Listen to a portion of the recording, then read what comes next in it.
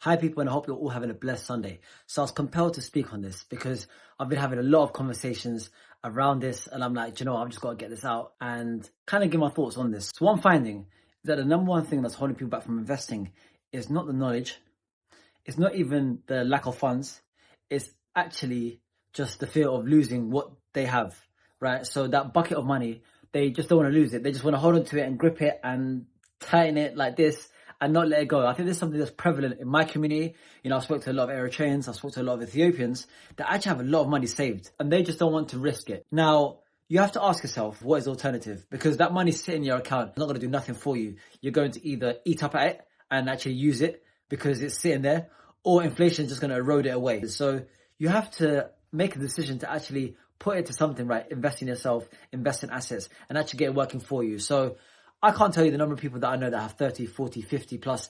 Some people have 100 grand sitting there and they just don't want to do anything with it. Even when they know exactly how to invest in property. I've spoken to people about how they can buy very good high cash flow and buy to lets in the areas they can buy it. 30, 40 grand, you can even look at a small block of flats and actually use that as a strategy. But you have to actually make a decision at some point to say, you know what, I'm going to actually take a calculated risk, right? Because you're going to assess everything and then actually put that money to work. Because you got to think about it, right? Even if you put that money into a simple buy to let that gives you a 10% return on investment, which is not difficult to find, by the way.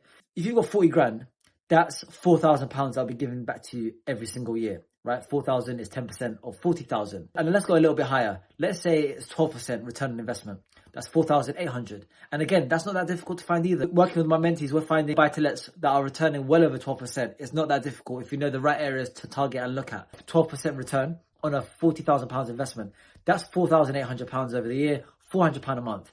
Now, £400 a month coupled with potential capital growth on that property can go a long way in the long term. But if you just stick it in the account, that 40,000 will not be worth 40,000 in a year's time. It will actually be worth less. And then in 2 years' time, it will be worth a lot less. In 5 years' time, it will be worth a lot less. And it won't be growing and there will be no cash flow coming in. Even if you stuck it in a stocks and shares ISA, that was giving you a 10% return on investment. Again, that's £4,000 you can be getting back to every single year. You just need that money working for you on some level. Now, if you can resonate with this and you're in that position where you do have funds, you do have savings, then just learn. I've got a lot of YouTube videos here which teaches you about the different investment strategies, especially the ones that I've actually done. So whether it's your buy-to-lets or your block of flats, and you can actually learn the process from A to Z. I've got guides that will be able to help you. So feel free to check out my How to Buy Your First Investment Property Starter Guide if that's what you want to do. Or if you're looking at buying your first residential, I've got a guide there and that'll be in the description as well. But just take the steps, take the necessary steps to, yes, get knowledgeable, yes, get a good understanding for what you want to do, but at some point you have to take the action. The action is actually what will move you the furthest. And it doesn't even have to be perfect the first time around. I've spoken on this channel before.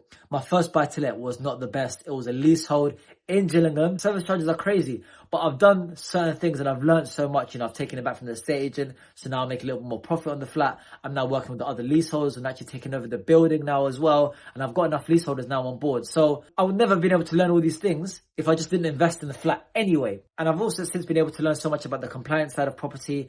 And now I can actually self-manage properties and I know exactly what I should be doing to ensure I stay on the right side of the law. So this is your sign. If you're watching this and you've got funds and you've got savings and you know you should be putting it to work and you know you should be investing, then let this be your sign today to get to work. And I know you can make it happen. So if you enjoyed this video, do give it a like. And if you found value from this video, or any other video on this channel, then do subscribe as well. And until next time, happy investing.